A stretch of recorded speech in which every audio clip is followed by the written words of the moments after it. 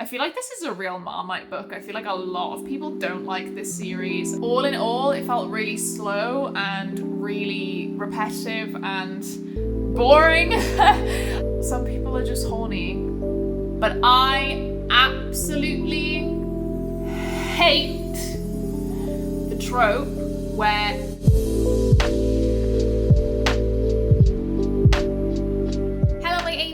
welcome back to another video. My name is Ro and today we are doing the Unpopular Opinions Book Tag. So today I just thought I'd do a really quick, cool little discussion video with you guys to discuss my feelings on this tag and my opinions and all that jazz. I did actually struggle to come up with a few answers for some of these, so I did have to dig deep for a few of them, but some of them I think you will be surprised by, so let's just dive right in. So the first question is a popular book or series that you didn't like. And now I am going to pick Throne of Glass for this one because it is one that I have actually read. There is a question later on that is a popular series I have no interest in reading, and I have several answers for that, but Throne of Glass is probably the main one that comes to mind for books that I didn't like, that people love. You know, Sarah J Maas in general is quite generally beloved by a lot of the book community. I enjoyed the first two okay enough. I think I gave them like 4 and 3 stars, or like both 4 stars, something like that. And I thought they were solid, like easy reads. And then the third one, I absolutely hated it. I didn't understand where the story was going. I didn't care about where the story was going. I didn't care about the new characters and the new perspectives that you were getting given. I didn't care about Rowan, the asshole fairy guy. I didn't care about Selena and her heritage and her shit going on either. All in all, it felt really slow and really repetitive and boring. I did DNF the third book halfway through and I am never going to pick it up again. People say it does get better after that, but who has the time to be reading something that you don't want to read? So Throne of Glass is my answer. I don't think it's very good. That's kind of all I have to say about it, really. Number 2 is a popular book or series that everyone else hates but you seem to love. And I did kind of struggle with this because I don't think that I like a lot of stuff that a lot of people don't like, other than possibly my answer for this is Furyborn by Claire Legrand. I feel like this is a real Marmite book. I feel like a lot of people don't like this series. I feel like a lot of people hated Eliana's perspective so much that it kind of ruined the whole book for them. Everyone preferred Riel. I'm not gonna lie, I did also prefer Riel, but I love this series. I just think it's really, really good. It's kind of one of the only like villain corruption arcs that I've ever seen written. There was like almost a hint of polyamory at one point and it didn't turn out to be, but I was hoping that it would be. It was a little disappointing that it wasn't, but in the end it was fine. I think I gave the books 4.5, 5, 4.5. I really enjoyed it. I thought it was a really solid series, but a lot of people hated one perspective more than the other, like I said. And they said like the plot didn't go anywhere. They just didn't really care about the characters, but I really like the characters. I especially really like Audric. I fancied all of the characters. Eliana gets better in the second book. She gets a lot of character development, so I think that's probably what made me like her more. And yeah, I just, there's trials in the first book and it's one of my favorite tropes ever. And I feel like the trials were done really, really well. Probably one of the best portrayals of trials I've ever seen in a book. Riel, I just thought like I related really well to her and she just wanted to do what she wanted to do and she didn't want to be like chained down or being told what to do all the time. And I just really liked her. I just thought it was really good. I genuinely would recommend it to people. It kind of is on that cusp of YA and NA. And there's also like a lot of sex positivity in it. Some people were saying they thought it was like gratuitous or like over the top, like surely she doesn't want to have sex that much, or surely she doesn't want to masturbate that much, blah, blah, blah. But it's like, well, people do. Like, some people are just horny. I don't see that a lot in fantasy. I don't feel like women are allowed to have wants and have needs and be pleasured themselves. Like, I don't see that a lot in fantasy, I feel. So it's really nice to see. I think that was one of the things that made me really love the series, because it's relatable. For me, at least, anyway. Obviously, not everyone's going to relate to the same things, but it annoys me when people say, like, she didn't want to come then. The world's falling down around her. It's like, well, maybe she does. The third question is a love triangle where the person ended up with a person you didn't want them to, or you can pick an OTP, which is a one true pairing that you didn't really like. I didn't really have one for the love triangle one, because I'm not gonna lie, I haven't read a lot of love triangles, and it's kind of always obvious who they're gonna end up with. I will say I have only read the first book for Clockwork Angel, or The Infernal Devices, and I did prefer Jem over Will, because Will is just an asshole in that book. I haven't read the other two, so don't know what character development he goes through, but I much prefer Jem. In general, like, I don't know what else to say. I just thought he was just a much nicer person and very cute and sweet. So there was that. And I do want to like kind of touch on the fact that when I first read Strange the Dreamer, I didn't actually ship Sarai and Laszlo. I just thought it was a bit, not unnecessary, but I thought it was fine. Like, I thought it was a little bit too insta-lovey for me when I first read it. Upon reread, I was fully into it and like really loved them together, and loved kind of seeing them meet again through the lens of knowing already what they go through and what happens to them after that.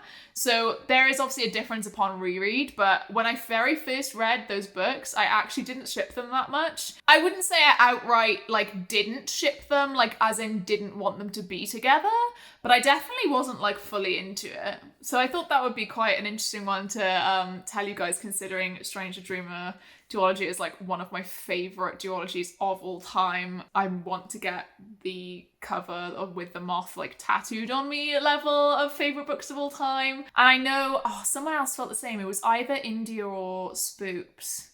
I think it was Spoops who felt the same way when she read it for Strangelong. So question number 4 is a popular book genre that you never reach for, and my answer for this is contemporary. I always see all of my friends reaching for contemporaries, whether it be Maddie, Spoops, India. So many people, even if it's not their main genre, like, for example, I'd argue maybe India reads a lot more thrillers, Maddie reads a lot more fantasy, and Spoops reads, I'd say, like horror and literary fiction. I feel like all of my friends pick up contemporary at least like once a month, or like a little bit less than that maybe, but they read it way more than I do, which is never. I don't read contemporary. I'm just not interested in it. I'm not interested in real people. I'm not interested in real relationships in the real world. I just don't find it exciting. I don't know if that's just me being like a massive bitch and like there's something wrong with me, but I do not care. Like, I just don't give a shit. I don't know, I'm in such like a happy relationship that I don't want to read about like shitty relationships, or like there's always like miscommunication and stuff. I don't know, it's weird. I just feel really like I read the synopsis of a contemporary book and I just think, oh, sounds cute, and I would never pick it up. I'm almost the same with romance. I read a lot more fantasy romance than I do just straight up romance. Some romance I have liked though, like Get a Life Chloe Brown, and I want to read the 2 sequels, but I feel like it's going to be rare because it's contemporary romance, if that makes sense. Yeah, contemporary / romance, not really my thing. Speaking of Get a Life Chloe Brown, number 5 is a popular character that you didn't like. Now, I did kind of struggle with this, but when I was thinking about Chloe Brown, I remembered telling people that I didn't like the love interest, and people were surprised. I think a lot of people really fancy him. I think his name is Red. I do remember he has red hair, but I feel like his name is also Red. I don't know. But I did not like him. I didn't like his vibes. I didn't like how pushy he got. I didn't like the end where he, like, obviously there's always like a classic miscommunication near the end before they actually get back together for the happily ever after bit in the romance. And the miscommunication that he did was like, it was strange. Like he like yelled at her for no reason kind of thing. So I was just a bit like, I don't really like him. I never fancied him anyway from the beginning, to be fair. I never pictured him that well. And to be fair, Whenever it says anyone has long hair, I almost always picture my brother, which I hate. So it's like a personal thing. Anytime anyone says anything's past like shoulder length or like past like chin length or whatever, like, you know, like here, if it is shoulder length, it just reminds me of my brother. So I don't like Red from Get a Life, Chloe Brown. There aren't that many characters I feel like in other books that I don't like and other people do. I feel like most characters, I'm not gonna lie, don't make that much of an impression on me. So there's kind of like three things. They have to either make me laugh, really piss me off, or I have to really fancy them for me to like remember the character, I guess. That's my criteria for it to have any effect on me. Number 6 is a popular author that you can't seem to get into, and for this, I don't really... It's almost the same thing as the popular series stuff question, which is next. But I am not interested in a lot of YA fantasy writers. I'm not interested in Bridget Kemmerer. I'm not interested in Stephanie Garber. I just don't think I can't really get into or buy into it. I can't buy into the synopses of their books. I did write Stephen King down for this, but then I haven't ever really tried to get into his books, but I feel like I will never pick up his books. Like, I don't want to.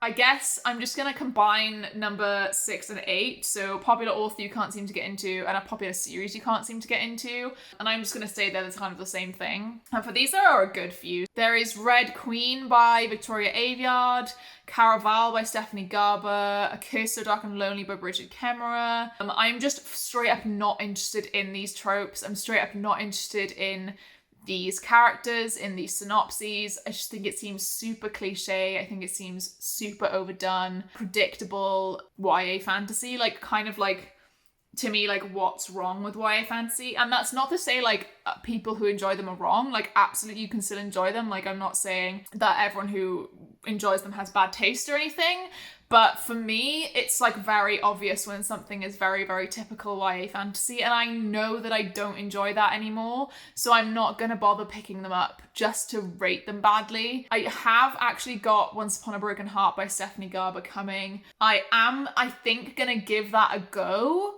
because I've seen people who haven't read Caraval read it and like it. So I am interested in trying that one out. If I don't like it, I'm not gonna beat myself up about it. I'm just gonna say to myself, look, you knew it going in, so don't try again. After that's gonna be my experimentation, because I have 2 copies coming. I have one from Goldsboro and one from my book box. And yeah, if I don't like them, obviously I'll just sell them on, because there'll be a lot of demand for them. So that's kind of my discussion about these kinds of books. I feel like there are a lot more I could name, but I think you guys like kind of get the gist of the stuff that I'm talking about. I am definitely leaning way more towards adult these days, especially adult fantasy. There are still some YAs that do capture my eye, and like I have enjoyed some YA kind of in the last year. But I think, like, I want to say, like, 80% of what I've read this year has been adult. I could actually check.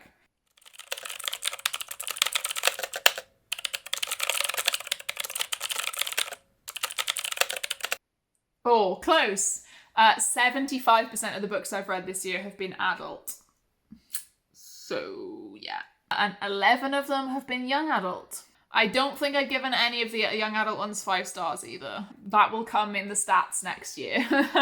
In January, once everything's over, I will give you the proper stats. I'm just straight up not interested in YA fantasy anymore. And that's fine. It's also fine for everyone else to enjoy it. I'm not saying no anyone can, or anyone can't.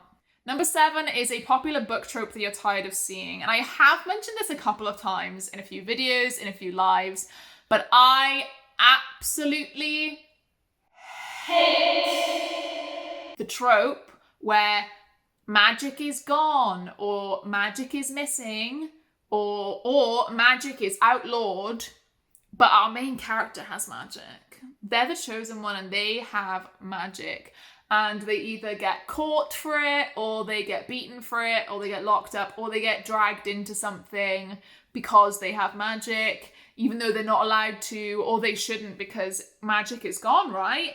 And then most of the time they go on a quest to bring magic back to the kingdom.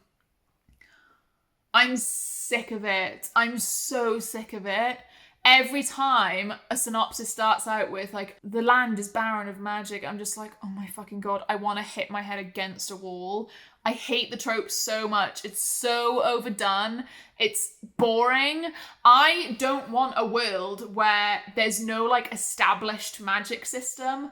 I love worlds where there's intricate magic systems, lots of ways things can intertwine and different powers affect each other or whatever.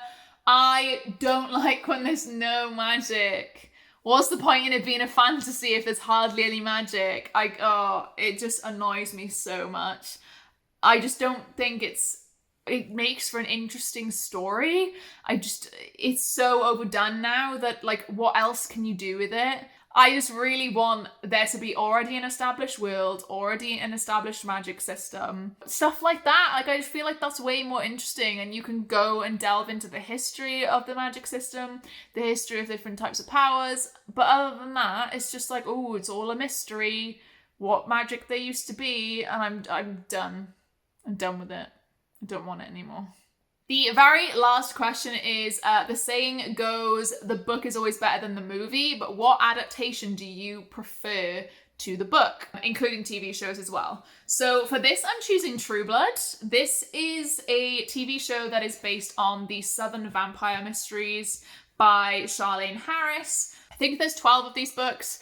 I read a good 9 of them when I was younger because I got the box set of the TV show versions where there's like an actor on each cover. I loved this series when I was younger. When I was like 14, 15, I was watching this on HBO, or like, you know, I watched it illegally online because we don't have HBO in the UK.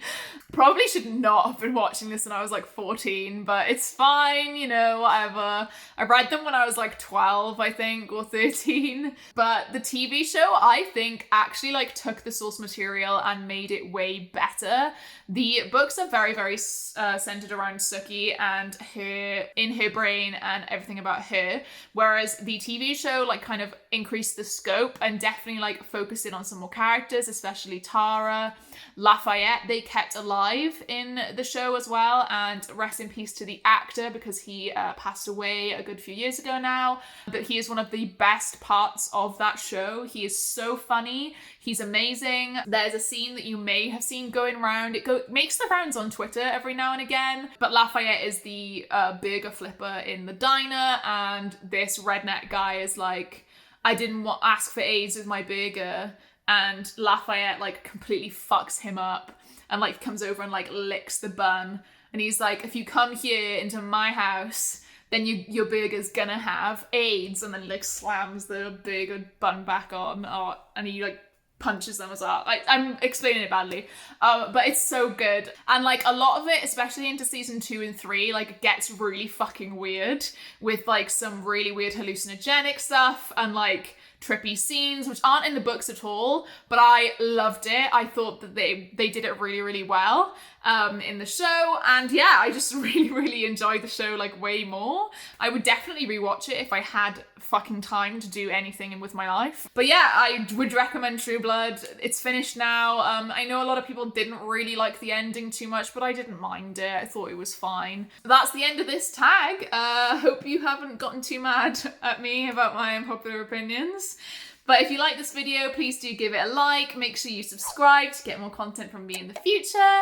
Leave me a little blood drop emoji for True Blood if you were here, but you didn't really have anything to say, but you wanted to let me know you were here. All of my links are in the description, including my Patreon. If you don't know anything about my Patreon, then this is what you're missing out on. My pizza has literally just arrived, lads. A margarita, because I'm boring. Here we go. And I got stuffed crust. Yeah, my pizza... Speaking of my Patreon, I want to give a huge shout out to all of my friends at the deity tier. So that is Becca, Meg, Amy, Lisa, Lydia, Mercy, and Sarah. Thank you guys so much, and I'll see you in another video. Bye!